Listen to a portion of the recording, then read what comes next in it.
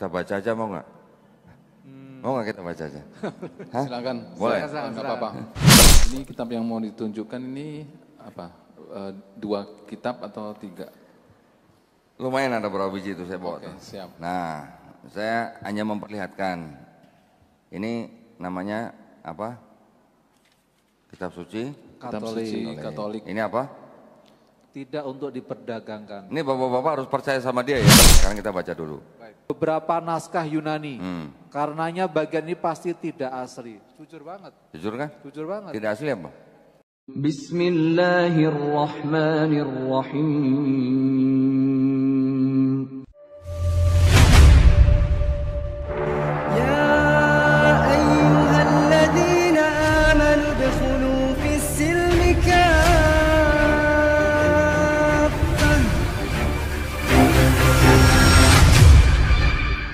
Assalamualaikum warahmatullahi wabarakatuh. Alhamdulillahirrabbilalamin. Wassalatu wassalamu ala rasulillah.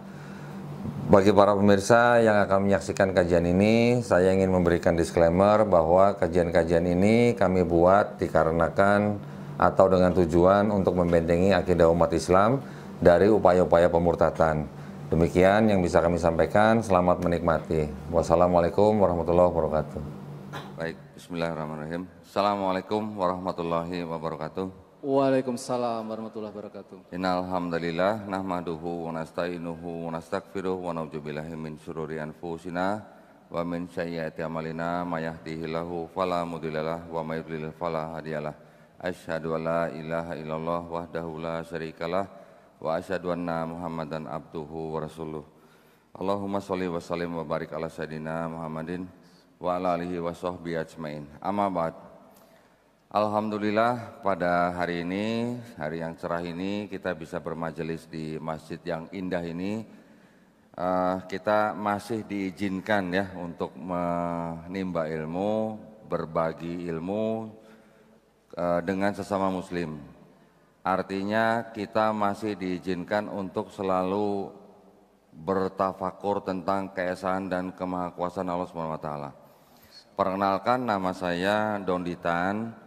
Tan itu marga saya ya. Kalau di Tionghoa itu ada marga kan, di belakang marganya. Tan itu marga. Kalau bahasa Tionghoanya marga itu se. Nah, jadi saya Dondi Setan gitu. Setan ya, bukan seton ya. Setan. Baik. Nah, saya terlahir dari keluarga Tionghoa, lahir di Semarang, besarnya di Nusa Kambangan. Cilacap, bukan di penjara ya. Nanti sangka di penjara lagi. Bukan, di Cilacap. Jadi kalau di Cilacap itu saya buka pintu rumah, udah kelihatan Pulau Nusa Kambangan. Nah, saya besar di kota Cilacap hingga SMP, kemudian SMA baru keluarga saya hijrah ke Jakarta. Ya, sampai kira-kira tahun 2014 itu saya memang beragama Nasrani atau Kristen. Kristennya Kristen yang suka protes, gitu. Kristen Protestan gitu katanya. Protes terus ya. Protes terus misalnya. Kitab orang diprotes. Nah, saya dari kecil memang tumbuh besar di gereja. Ya, jadi mama saya dan nenek saya itu mereka adalah Kristen yang militan gitu. Wah, nggak pernah telat lah. Mestinya kalau umat Muslim itu kalau meniru militansi nenek saya itu Kalah boleh ya? dicontoh itu ya. Kalah ya? Jadi mau hujan geledek tetap harus ke gereja gitu. Kayaknya diwarisin cucunya gitu. Bisa jadi begitu ya. Masya Allah. Karena saya dulu tumbuh besar di gereja, jadi saya juga aktif di gereja sampai istilah remaja sampai dewasa. Tetapi saya tidak pernah mengenyam pendidikan teologi gereja, nggak pernah. Sekolah tinggi teologi untuk menjadi pendeta juga nggak pernah. Jadi saya bukan mantan pendeta ya, saya hanya mantan jemaat yang rajin bayar perpuluhan gitu. Tahu perpuluhan? Tahu. Oh tahu ya, kira-kira tahu. Nah jadi sampai 2007 tiba-tiba papa saya masuk Islam. Oh gitu? Iya, papa saya masuk Islam. Nah saya waktu itu mikir gimana ceritanya nih. Walaupun dulu mama saya Kristen, tapi papa saya tuh dulu Konghucu. Oh, okay. Jadi di rumah saya ada patung Kuan Kong. Tahu Kuan Kong? Iya. Ada yang tahu nggak patung Kuan Kong? Iya. Tuh ada yang tahu tuh. Tahu saya. Jangan-jangan di rumah masih ada tuh enggak ya? patung Kuangkong itu ya patung yang dianggap sebagai yang disembah gitu lah ya. Jadi dulu setiap hari saya bersihin itu patung Kuangkong. Papa saya yang sembayang, saya yang bersihin, ganti minyak dan segala macam gitu lah. Biasanya ada sajian-sajian itu? Kak, itu hari-hari tertentu, tidak setiap hari. Bisa bangkrut kalau tiap hari. Nah, setiap tahun dulu papa saya selalu ngajak kita ke Gunung Kawi. Tahu Gunung Kawi? Iya, mungkin di sana ibadahnya. di Jawa Timur, Malang ya. Tiap tahun begitulah. Ya, jadi setelah kita pindah ke Jakarta, ayah saya memeluk Kristen. Baru ayah saya masuk Kristen gitu, papa saya. Nah, bahkan papa saya tuh sudah bisa khotbah loh di persekutuan ya atau komsel itu sudah bisa khotbah. Tiba-tiba 2007 papa saya masuk Islam. Loh kok bisa gitu ya? Seumur hidupnya Konghucu, tiba-tiba Kristen sudah bisa khotbah, tahu-tahu masuk Islam. Masya Allah. Karena ini di lingkungan kita ya, di lingkungan suku Tionghoa ya. Islam itu ibaratnya identik dengan agamanya pribumi. Ini mohon maaf, saya bukan mengkelompok-kelompokkan ya, tapi ini adalah stigma yang ada di suku Tionghoa. Islam agama yang identik dengan pribumi. Nanti ada lagi pemikiran Islam itu agamanya orang miskin. Mohon maaf nih, ini saya hanya menyampaikan apa yang menjadi dulu pemikiran orang tua saya nih dulu. Tersindir semua kayaknya nih kok. Hah? Tersindir semua kayaknya. Terus ada lagi pemikiran gini, Islam itu agamanya orang yang ngemis-ngemis di lampu merah gitu. Nanti ada Islam agamanya koruptor, Islam agamanya orang yang di penjara gitu. Jadi stigmanya negatif. Dari mana stigma-stigma seperti itu ya? Jadi memang kalau kita flashback ke belakang, dulu kan memang Belanda ketika menjajah Indonesia kan Belanda menggunakan politik apa? Divide et impera. Adu domba kan. Jadi kelompok-kelompok itu kan dipisah-pisahkan. Nanti ada kelompok Cina, Arab, India, pribumi kan dipisah-pisahkan. Betul. Nanti Belanda ngomong sama yang ini, begini-begini. Nanti giliran Belanda ngomong sama ini begini. Jadi seperti orang adu domba gitu. Jadi setiap kelompok-kelompok itu mempunyai stigma atau kecurigaan gitulah. Ya, jadi dibilang berbaur, tapi hanya mungkin dalam masalah dagang atau misalnya cari nafkah. Tapi ketika sudah mengenai akidah, itu keras itu kalau di kalangan kami gitulah. Bahkan ada yang bilang begini, lu jangan sampai sekali-sekali masuk masjid lu ya katanya. Ada yang begitu. Kenapa itu kira-kira? Ya karena stigma itu, stigma negatif tadi. Jangan sampai lu sekali-sekali ketemu ustadz tuh ya kan. Gitu. Nah, tetapi kan mereka apakah mereka tahu bahwa kalau di Brasil itu kan banyak copet ya? Belum pernah ke sana. Belum ya? Kan banyak copet di Brasil kan? Itu kira-kira agamanya apa tuh kalau copet-copet di sana gitu? Ya. Bukan Islam. Nah, terus kalau gembong-gembong narkoba di Meksiko itu kira-kira agamanya apa? Gitu? Bukan Islam juga. Kalau yang ngemis-ngemis di lampu merah di Filipina, di Manila gitu, kira-kira agamanya apa? Jadi orang-orang yang mempunyai stigma yang negatif itu adalah orang-orang yang terkungkung wawasannya atau pandangannya. Mereka menyamaratakan orang yang beragama tertentu dengan kondisi masyarakat tertentu gitu. Ya, jadi stigma itu memang yang harus kita luruskan. Ya, jangan menyamaratakan gitu. Apakah mereka berpikir itu orang-orang kaya yang di Dubai itu agamanya apa gitu? Ya, nah, Islam semua ya. Iya, jadi kita tidak boleh menyamaratakan lah ya. Orang mau beragama apapun itu berbuat sesuatu tuh biasanya karena dia mayoritas di negara itu. Ya karena Indonesia mayoritasnya Muslim ya pasti yang ngemis di pinggir jalan pasti orang Muslim kebanyakan gitu ya. Tapi nggak semua loh. Yang minta-minta sumbangan gereja di pinggir jalan ada nggak kira-kira di Indonesia? Ada. Ya di Manado ada. Jadi ada pandangan tuh orang Islam tuh bisanya ngemis minta uang sumbangan di pinggir jalan gitu atau di tengah jalan gitu. Ternyata di Manado juga ada gereja yang begitu. Jadi yang harus kita redam atau luruskan itu adalah stigma-stigma yang dengan stereotip tertentu gitu. Ya itu yang nggak boleh gitu. Kita tidak boleh menyerang merendahkan agama lain bahkan tidak menghormati orang lain gitu. Apapun agamanya gitulah ya. Di Islam kan kita juga diajarkan bahwa ada lakum dinukum waliyadin. Kita istilahnya harus menghargai setiap orang apapun agamanya. Selama orang itu tidak memerangi kita, kan begitu. Perintahnya kan begitu. Betul. Bahkan kalau lagi perang aja ada aturannya. Nggak boleh bunuh pendeta, nggak boleh rusak rumah, nggak boleh tebang pohon, nggak boleh bunuh wanita, apalagi anak-anak. Bahkan binatang ternak juga nggak boleh kan. Tidak boleh. Itu aturan kalau lagi perang, nah apalagi nggak perang gitu maksudnya. Jadi Islam sebenarnya kan mengajarkan sesuatu yang memang khusus diperuntukkan untuk manusia gitu. Peradaban manusia gitu. Masya Allah. Nah, jadi ketika saya sudah melihat papa saya masuk ke Islam, saya berpikir, loh kok bisa ya gitu. Baru saya mulai mengamati Islam gitu. Tetapi ternyata yang saya amati bukan Islam yang waktu itu. Orangnya. Muslimnya. Orangnya, muslimnya. Jadi yang saya amati muslimnya. Nah, jadi buat bapak ibu yang di sini nih, ini mohon maaf nih. Bapak ibu di sini bisa ternyata menjadi objek pengamatan dari orang di luar Islam. Ya. Yes. Orang kalau mau masuk agama tertentu biasanya kan yang paling mudah mereka lihat kan orang-orangnya, pelakunya. Betul. Betul kan? Betul sekali. Jadi ketika kita berperilaku tidak sesuai dengan agama kita, jangan-jangan kita menghalangi orang untuk menjemput hidayah. Ya. Masya Allah. Walaupun orang yang mengamati sebuah ajaran tapi dari muslimnya itu tidak tepat, Tidak pas. Betul. tetapi kan kita ini perwakilan daripada ajaran itu. Iya. Kalau perwakilannya tidak menggambarkan ajaran yang sesungguhnya kan orang akan berpikir gimana? Nah itu ya. Jadi kita tetap harus mengedepankan akhlak kita sebagai muslim supaya orang lain tertarik dengan ajaran kita gitu. Jangan nunggu WTC diruntuhin, jangan nunggu Palestina atau Gaza sedang dibom gitu misalnya. Atau jangan menunggu Quran dibakar di Swedia gitu, jangan.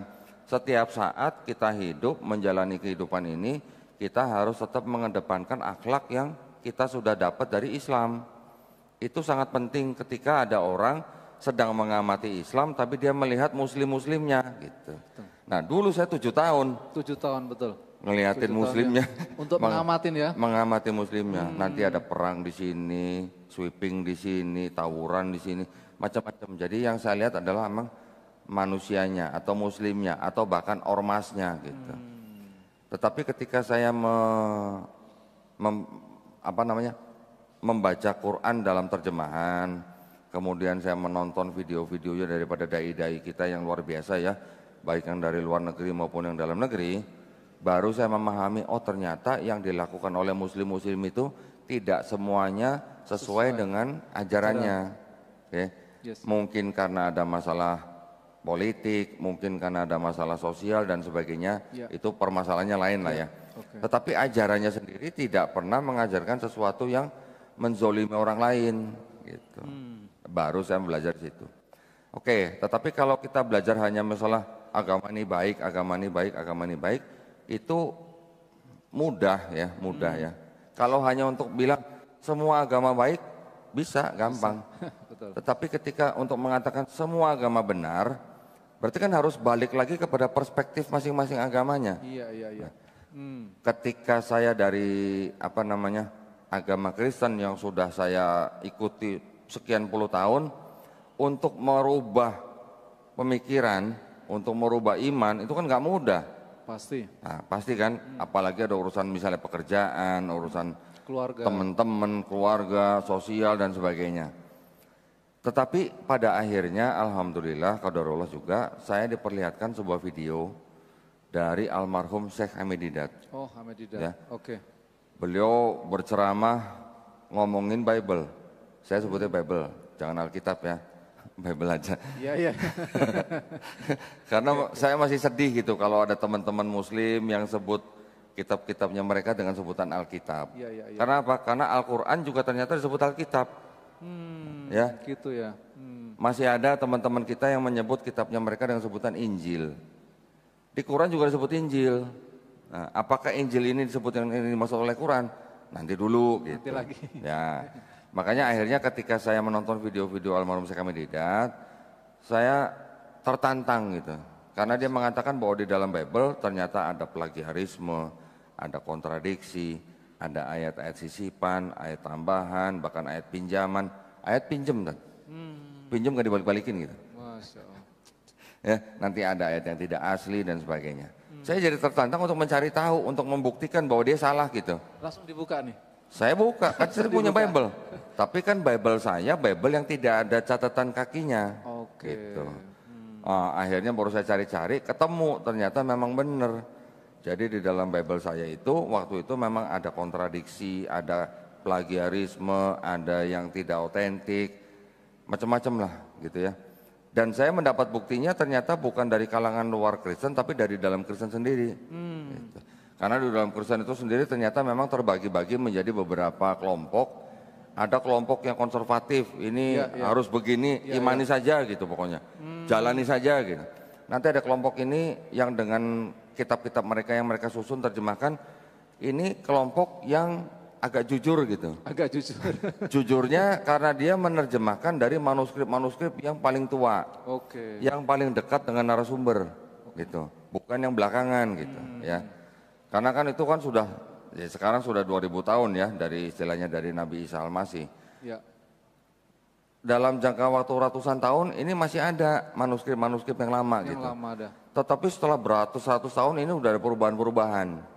Sampai abad ke-16 itu baru ada masih ada perubahan-perubahan. Nah, jadi ada dua kelompok yang menerjemahkan kitab atau Bible itu yang apa adanya, yang sudah terakhir, tapi juga apa adanya dari manuskrip yang kuno gitu. Di situ baru kelihatan bedanya. Oh, ini ada ayat begini tapi di sini nggak ada gitu. Nah, nanti ada lagi orang menerjemahkan kitab tapi dengan seperti di Quran kan ada terjemahan, ada asbabun nuzul kan. Yes. Nanti juga ada yang menambahkan dengan sedikit tafsir gitulah. Ya kan? Nanti ada lagi kitab-kitab yang disebut dengan studi Bible. Ada ayatnya, ada catatan kakinya. Gitu. Catatan kakinya apa? Kita baca aja mau nggak? Mau nggak kita baca aja? Hah? Silakan. Boleh. Silakan. Nggak apa-apa. Buat, Sebenarnya ada berapa contoh. kitab itu kok ya? Karena saya lihat di podcastnya Koden itu, nih ada puluhan kitab gitu. Puluhan kitab Bible maksudnya gitu. Kalau itu ceritanya nanti bisa, waduh panjang lagi itu. 2 hari ya. Oke, baik kok. Kalau cerita versinya Bible nanti bisa ngobrolnya 2 hari, saya butuh airnya nanti bisa segalon Oh nanti. nggak apa-apa, ada 3 galon kita siapkan kok. Tenang kalau itu. Nah, sebentar ya. Ini kitab yang mau ditunjukkan ini apa? 2 kitab atau 3? Lumayan ada berapa biji itu saya bawa. Oke, tuh. siap. Nah, saya hanya memperlihatkan. Ini namanya apa? Kitab suci. Kitab Katolik. suci Katolik. Ini apa? Tidak untuk diperdagangkan. Ini bapak-bapak harus percaya sama dia ya. Ini kan hostnya nih ya. Jadi apa yang dia baca, apa yang dia lihat nih. Wallahi. Ini apa?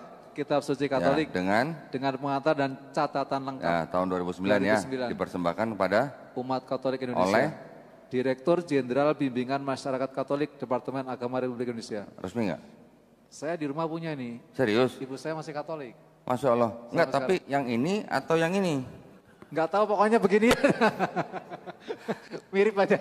Kalau yang jemaat pegang yang ini. Oh, iya. Nah, kalau ini untuk belajar, ini gitu. khusus untuk calon pastor. Tafsirnya gitu ya. Ada tafsirnya. Dulu kakak saya calon pastor kok. Calon pastor. Nah, Di Jogja. mungkin yang ini. Ah, mungkin yang ini, betul. Coba aja dilihat kalau masih ada, boleh saya tawar, saya beli aja deh. Nanti saya tanya kakak saya dulu. Boleh. Nah, gini. Di seluruh kitab mereka itu kan gini ya. Kan kebanyakan kelompok Kristen yang paling besar itu adalah kelompok Kristen yang mempercayai dengan Trinitas, betul ya? Oke, ya betul. Trinitas itu kan akidahnya mereka, konsep ketuhanan mereka yang mengatakan bahwa Bapa itu Tuhan, Yesus Tuhan, Roh Kudus Tuhan, tapi bukan 3 Tuhan tapi 1 Tuhan gitu. Ya. Lanjut, Bapa itu Maha Kuasa, Putra Maha Kuasa, Roh Kudus Maha Kuasa, tapi bukan 3 Maha Kuasa tapi 1 Maha Kuasa. Paham nggak? Ya, pusing saya. Oh, kirain paham. Ya, jadi itu adalah akidahnya mereka. Kita tetap harus menghargai dan menghormati mereka ya. Di sini saya bercerita begini bukan untuk membenci mereka, bukan loh, bukan ya, sama sekali bukan. Tetapi yang saya ceritakan di sini adalah untuk memperkuat akidah kita dari upaya-upaya pemurtatan, gitu ya. Masih ada nggak upaya pemurtatan? Banyak, Oh masih. banyak. Kalau masih berarti saya dakwah terus dong. Kalau sudah nggak ada saya stop, saya nggak dakwah lagi gitu. Iya, Tapi siap, kalau masih ada, saya akan bongkar terus gitu, supaya umat Islam tahu Insya Allah. isinya mereka gimana gitu ya, supaya kita tidak mudah dimurtadkan. Ya, sekarang kita baca dulu. Baik. Ini ada ayat nih nomor 7 nih, silakan nih. Jangan pakai bismillah ya. Nomor 7 ya, yang dari sebab ini. 1 Yohanes 5 ayat 7. Yang dari sebab ini. Ya, Saya sebab baca ya. 1 Yohanes ayat 5, nomor 7 ya. Sebab ada 3 yang memberi kesaksian jadi di dalam surga. Ya. Bapa, Firman, dan Roh Kudus, dan ketiganya adalah satu. Ya, terus. Nomor 8 ya, 8. Sampai kata di bumi. Dan ada 3 yang memberi kesaksian di bumi. Oke. Nah, ini kitab yang khusus tadi untuk belajar kan. Ini kitabnya jemaat nih. Oke. Kalau jemaat ke gereja bawanya yang ini gitu ya. Sama nggak isinya dengan ini yang merah? Sama, ini juga Yohanes juga ya. Ya, 1 Yohanes 5 7. 5 juga ya. Ini nomor 7 juga. Sebab ada 3 yang memberi kesaksian di dalam surga, Bapa, Firman, dan Roh Kudus, dan ketiganya adalah satu. Dan ada 3 yang memberi kesaksian di bumi. Sama ya ayatnya. Sama.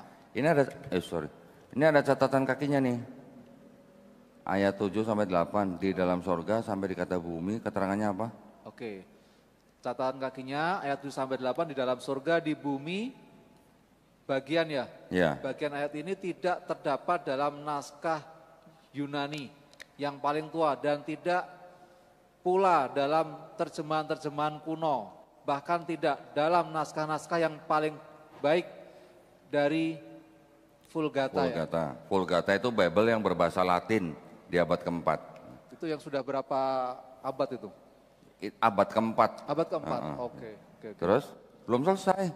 Oh belum selesai kiranya, kira udah selesai. Terus? Bagian ini kiranya aslinya sebuah catatan yang di pinggir halaman salah satu naskah terjemahan Latin yang kemudian disisipkan ke dalam naskah-naskah oleh penyalin dan akhirnya bahkan disisipkan ke dalam beberapa naskah Yunani.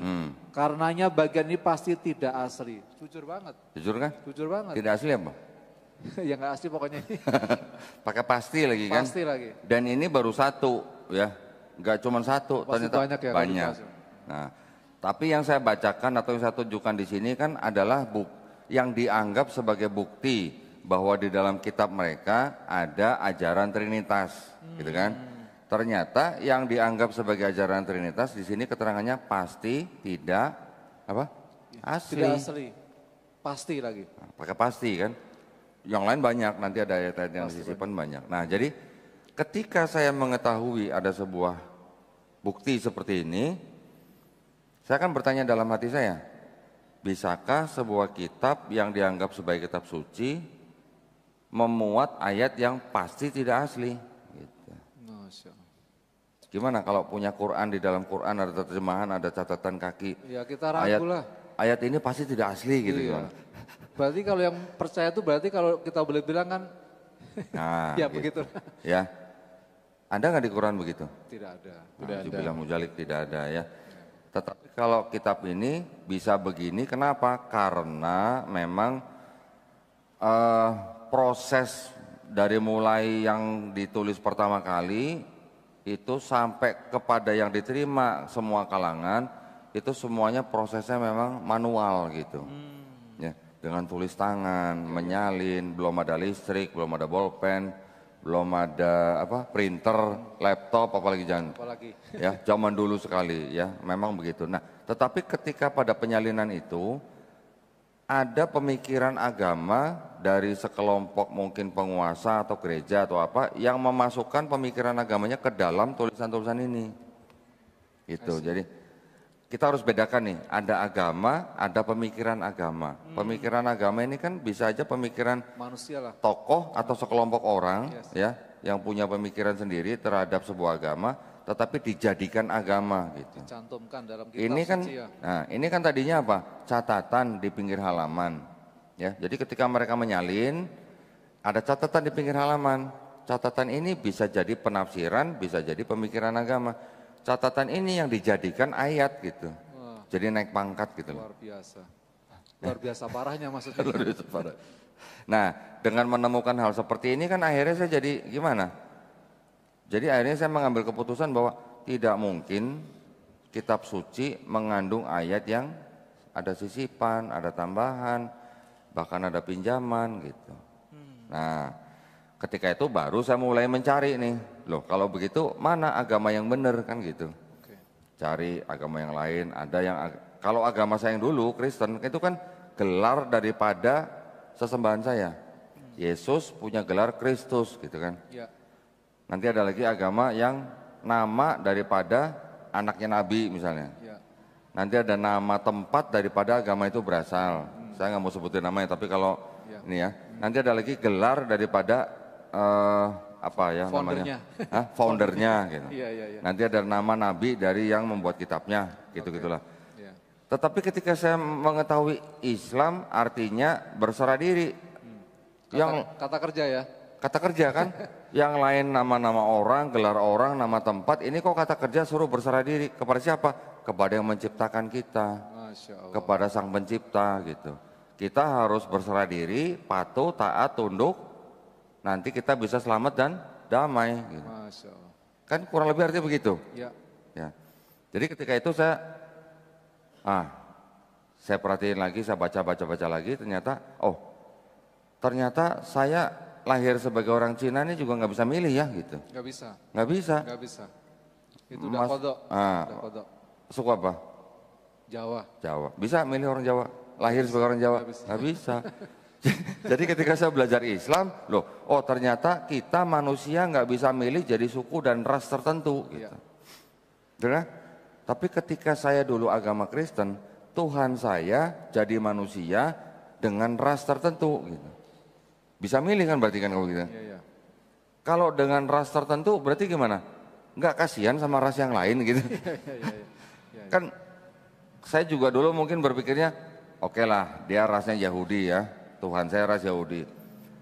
Saya orang Cina juga saya pengen punya Tuhan yang sipit dong gitu kalau gitu. Tuhan Cina ya. Nanti petinju Muhammad Ali itu juga protes sama ibunya. Iya. Ibu kenapa Tuhan kita berkulit putih gitu. Sipit lagi. Enggak, orang kulit putih kan bermata biru gitu kan. Biru. Nah, Muhammad Ali, petinju Muhammad Ali, dia protes sama ibunya, kenapa Tuhan kita berkulit putih? Ibunya menjawab, ya sudah imani saja gitu kan. Akhirnya kan itu yang menjadi hidayah Muhammad Ali untuk masuk Islam. Masya Allah. Karena itu juga gitu loh. Nah, ketika saya masuk Islam, Tuhannya nggak bisa dilihat. Tuhannya nggak bisa jadi manusia. Sudah jelas lam yalid walam yulad gitu. Kira-kira ragu nggak waktu itu? Karena nggak bisa dilihat atau malah meyakinkan? Gini.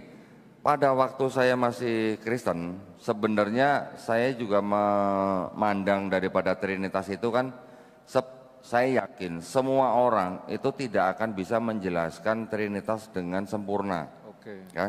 Karena bapak-bapak gereja yang dulu juga bilang Trinitas adalah misteri. Kalau sudah misteri, yang berani menjelaskan pasti nggak tahu berarti gitu. Namanya juga misteri. Nah, jadi ketika saya melihat Islam, mempelajari Islam, ternyata kita tidak bisa milih jadi orang suku tertentu. Kita juga dulu sebenarnya sebelum lahir jadi manusia juga sudah berikrar bahwa Rob kita adalah Allah Subhanahu Wa Taala, betul kan? Kita lahir juga kita sebenarnya Muslim fitrahnya, betul? Ya. Karena kita tidak bisa apa-apa kecuali berserah diri kepada Allah Subhanahu Wa Taala. Jadi saya akhirnya sangat setuju dengan pernyataan bahwa ketika orang menerima Islam, mengenal Islam sampai akhirnya dia masuk Islam, sebenarnya dia tuh kembali ke fitrahnya, bukan pindah agama sebenarnya. Kalau begitu kan saya berarti harus mulai berpikir, ini dari sekian banyak agama, berarti apakah ini semuanya agama yang diturunkan oleh pencipta kita gitu.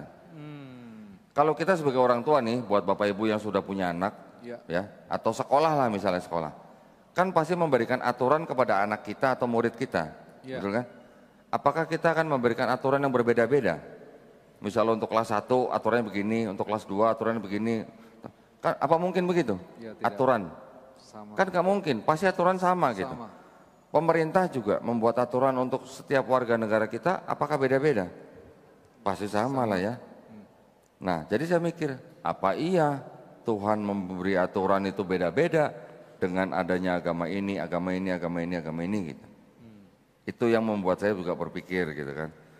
Jadi ketika saya akhirnya membaca sebuah ayat kalimat inna dina indallahil Islam, wih berani banget ya.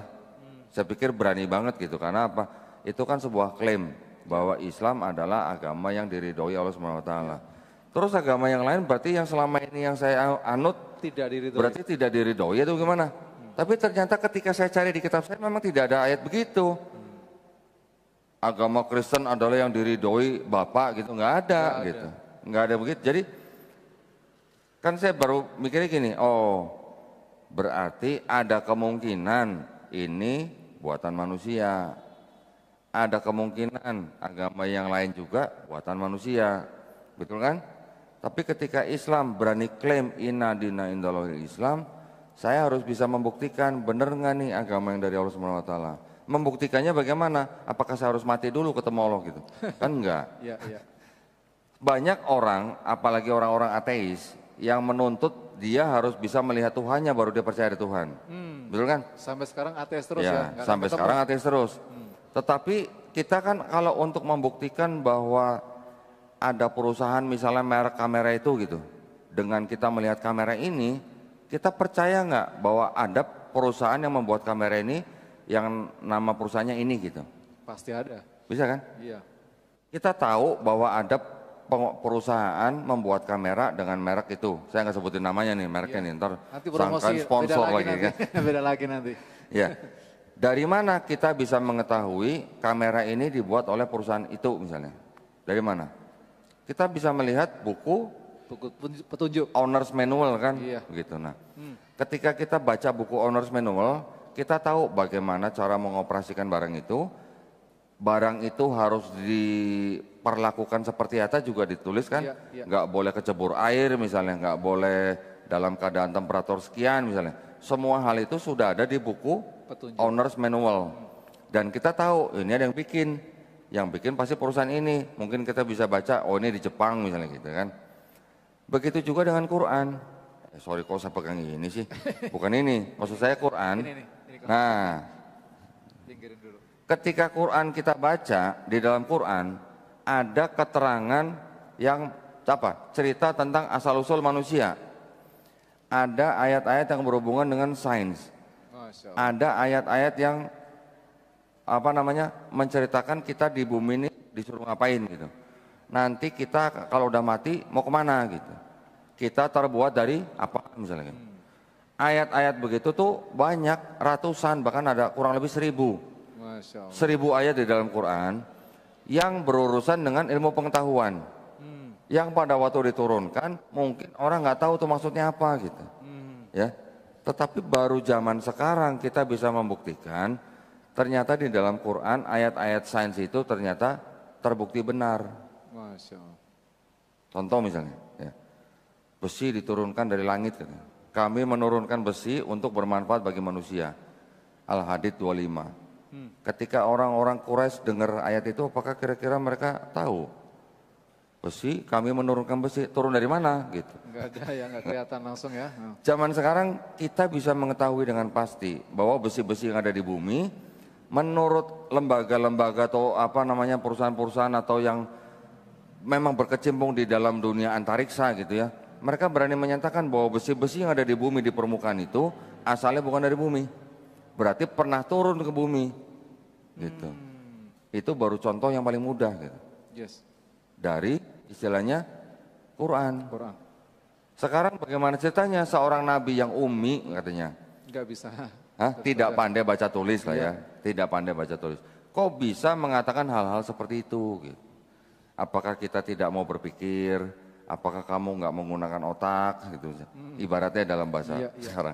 Nah, jadi kita sebagai orang yang sekarang hidup di zaman sains, kita sudah mengetahui sains, terus kita diperlihatkan atau kita mengetahui di sini ada hidayah nih sebenarnya. Setiap saat kan Allah SWT menyediakan hidayah. Iya. Quran ini kan hidayah yang paling lestari gitu istilahnya. Iya. Kami yang menurunkan, kami pula yang menjaganya. Ini kan hidayah. Masya Allah. Ketika orang membaca ini, mengetahui ini, kemudian tahu hukum-hukum yang lain di luar Quran, terus tidak mengakui ini sebagai firman Tuhan, nah itu yang kebangetan gitu. Akhirnya ya saya menyerah, nggak mungkin kalau gitu nih karangan manusia, nggak mungkin.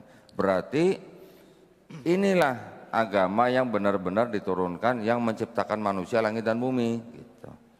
Oke baik kok, ini tadi kan baru bicara kronologisnya, si Kodondi sampai masuk Islam gitu ya.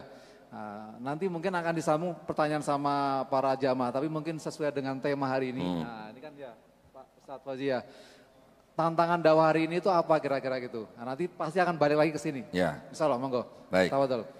Baik, nah kalau tantangan dakwah Nabi kita, Nabi Muhammad SAW pada zamannya, kita sudah tahu lah ya semua ceritanya ya. Iya. Zaman sekarang kita sudah tidak bisa istilahnya dengan mudah di setiap negara.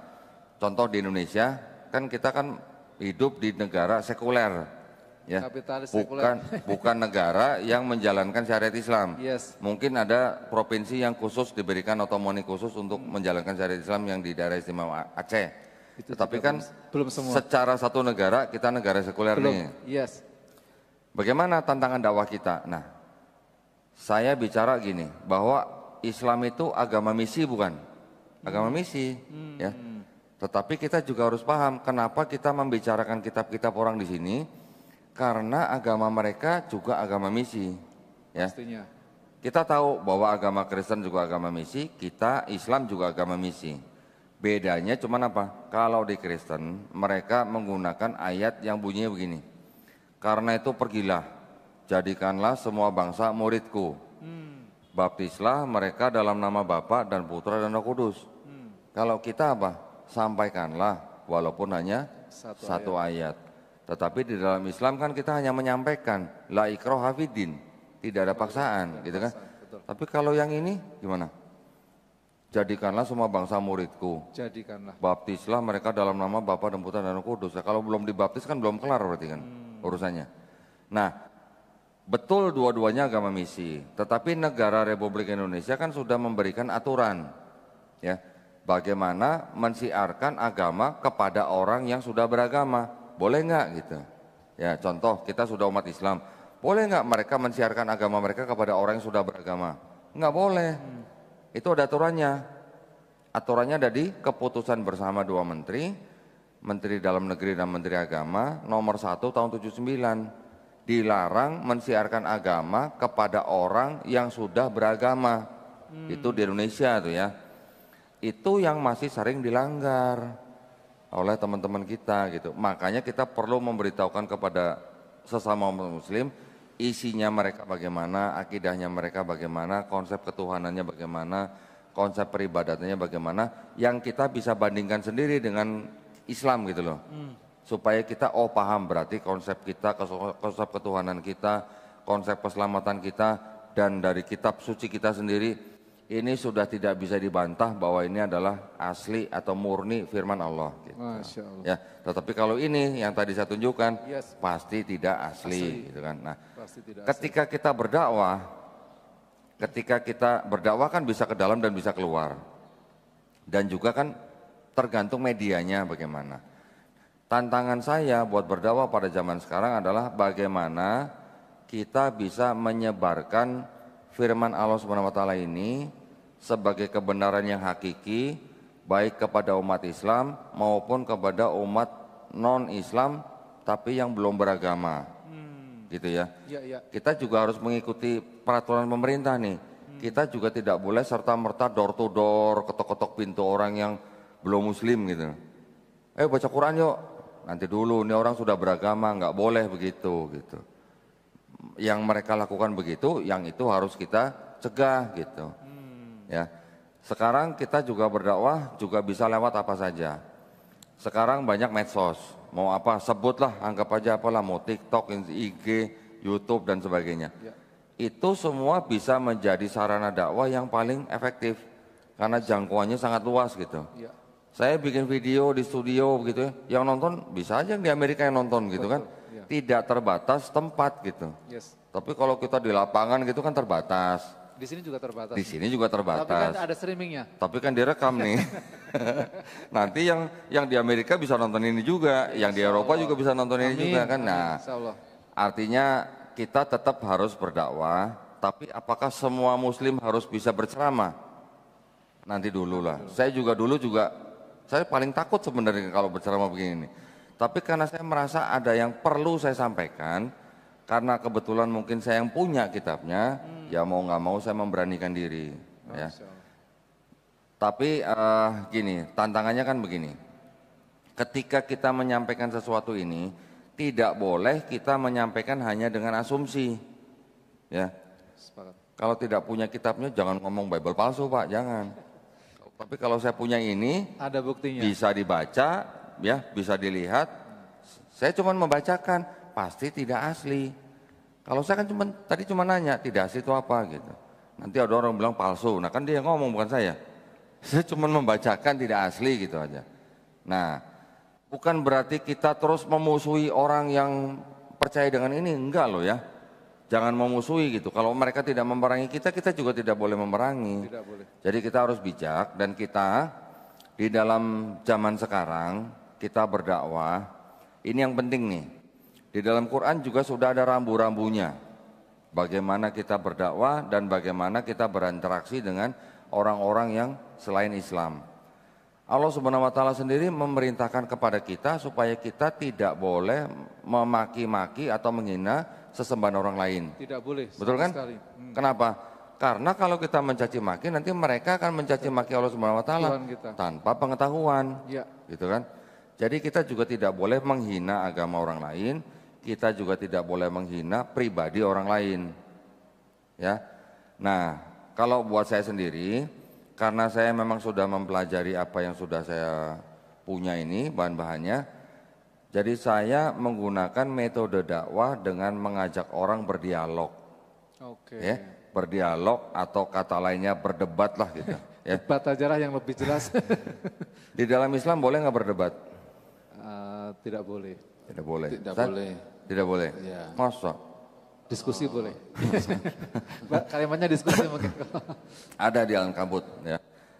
Janganlah kamu berdebat dengan ahlul kitab. Apa? Ada kecualinya. Ada kecualinya. Kecuali dengan cara apa? Yang paling baik. Dengan yang ma'ruf.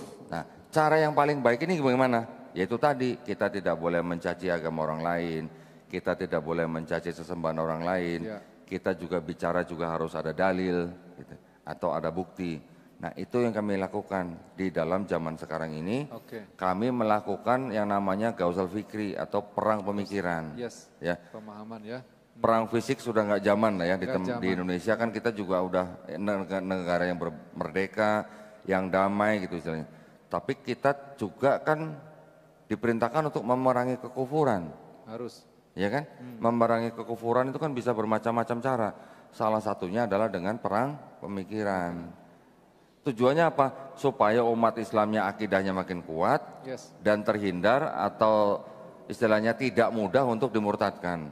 Tetapi contoh begini, misalnya di keluarga kita, keluarga muslim, ada anggota keluarga yang dia mempelajari agama lain, kemudian dia masuk agama lain, boleh nggak?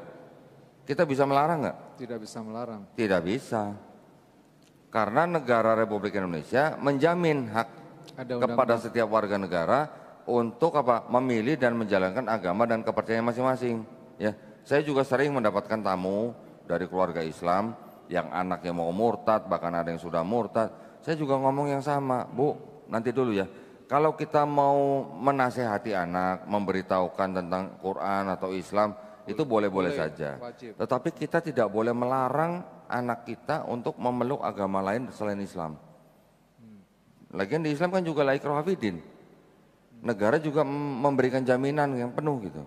Jadi saya juga mengatakan kepada orang-orang yang mau masuk Islam, tapi mereka mungkin masih takut dengan keluarga dan sebagainya, saya juga berikan itu. Ada di dalam Undang-Undang Dasar 1945 pasal 29 ayat 2. Orang tua juga tidak bisa melarang anaknya untuk memilih agama tertentu gitu. Yang bisa kita lakukan adalah kita memberitakan membuktikan kebenaran daripada Al-Qur'an. Itu aja sih. Baik. Nah, ya kira-kira gitu. Baik. Mudah-mudahan ini sih memang tantangan ya. Ini tidak mudah. Saya juga mendapatkan belum semua bisa menerima hal seperti ini. Baik. Ya. Tapi mudah-mudahan insya Allah nanti bisa lebih luas lagi. Gitu. Insya Allah, amin. Baik, Masya Allah. Koh Dondi sudah memberikan tadi kronologi beliau memilih Islam dan juga tadi bagaimana menjelaskan tantangan dakwah hari ini ya, Koh ya. Intinya adalah bagaimana kita itu memberikan pemahaman atau perang pemikiran. Baik, langsung aja. Bismillahirrahmanirrahim. Assalamualaikum warahmatullahi wabarakatuh. Ya, kembali lagi ya teman-teman sekalian yang dirahmati oleh Allah Subhanahu wa taala. Bersama dengan saya Hendriko Santoso selaku narasumber di Ngaji Cerdas, mencerdaskan umat. Nah, teman-teman di sini ada produk bagus nih. Namanya Sultan Parfum. Parfum para perindu surga. Nah, di sini ada 4 macam produk nih. Yang pertama, parfum dengan aroma Raudhah. Parfum dengan aroma Hajar Aswad. Parfum dengan aroma kasturi. Dan yang keempat adalah parfum aroma 2000 bunga. Nah, kalau teman-teman sekalian sedang umroh, lalu pulang ke tanah air dan rindu dengan suasana di Masjidil Haram maupun di Masjidil Nabawi atau di Mekah dan Madinah, teman-teman bisa beli nih Sultan Parfum dengan aroma-aroma yang menyesuaikan dengan suasana di Mekah ataupun Madinah. Nah, selain teman-teman beli parfum ini, nanti teman-teman dapat bonus gratisannya juga. Apa aja sih teman-teman gratisannya? Nih, yang pertama nanti teman-teman dapat kitab atau buku saku zikir pagi dan petang sesuai dengan sunnah. Nah, yang kedua, teman-teman nanti dapat gratis tasbih nih. Wah, lucu banget ya, imut nih, bisa dibawa kemana-mana. Yang ketiga, nanti teman-teman dapat juga nih kertas untuk bagaimana sih parfum ini digunakan untuk saat suasana apa aja. Di sini udah dijelasnya teman-teman semua. Nah, jadi teman-teman jangan lupa nih dibeli, informasinya ada di sini nih. Nah, dengan teman-teman membeli produk parfum Sultan ini, teman-teman sama saja dengan membantu operasional dakwahnya channel YouTube Ngaji Cerdas. Nah, luar biasa kan? Dengan harga berapa teman-teman sekalian? Cukup dengan 90 ribuan saja, teman-teman sudah bisa dapatkan ini semua nih. Masya Allah ya. Ini semua nih, semua teman-teman bisa dapatkan hanya dengan 90 ribuan rupiah. Teman-teman juga sudah termasuk membantu operasional dakwah, support channel YouTube Ngaji Cerdas. Nah, luar biasa kan? Nah, jadi tunggu apa lagi teman-teman ya? Segera hubungi di sini nih, di link yang tertera di bawah ini ya. Terima kasih ya teman-teman sudah menonton. Assalamualaikum warahmatullahi wabarakatuh.